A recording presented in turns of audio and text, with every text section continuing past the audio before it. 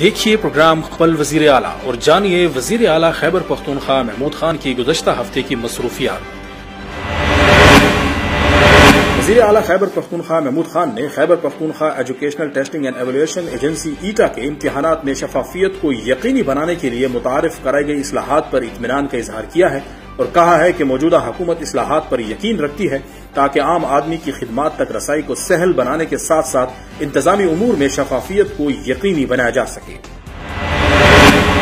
وزیر اعلیٰ خیبر پختونخوا محمود خان نے chief minister flood relief fund کے تحت سیلاب سے تباہ گھروں کی بحالی کے لیے متاثرین کو نقد رقم دینے کی ہدایت کرتے ہوئے کہا ہے کہ متاثرین کی بحالی کو پہلی ترجیح دی جائے تاکہ بے گھر لوگوں کو رہنے کے لیے چھت کی سہولت مہیا کی جا سکے۔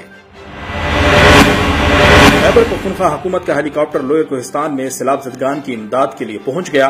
وزیر اعلیٰ کی ہدایت پر 6000 کلو راشن سیلاب زدگان کو فراہم کر دیا گیا ہے۔ وزیر اعلیٰ محمود خان کا کہنا ہے کہ سیلاب متاثرین کی بحالی کے لیے تمام وسائل بروئے کار لا رہے ہیں۔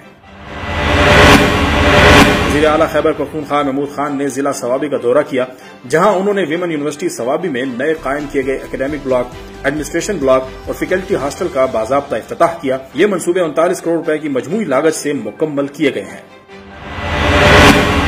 وزیر اعلیٰ خیبر پختونخوا محمود خان نے موسمیاتی تبدیلی کے منفی اثرات کے مؤثر تدارک اور تبدیلی سے پیدا ہونے والے چیلنجز سے نمٹنے کے لیے کلائمیٹ چینج پالیسی 2022 بما ایکشن پلان کی منظوری دے دی ہے۔ مذکورہ ایکشن پلان میں مختلف شعبہ جات میں موسم اور ماحولیات پر اثر انداز ہونے والے 129 عوامل کی تخفیف جبکہ 172 ماحول دوست امور کو اپنانے کے اقدامات شامل ہیں۔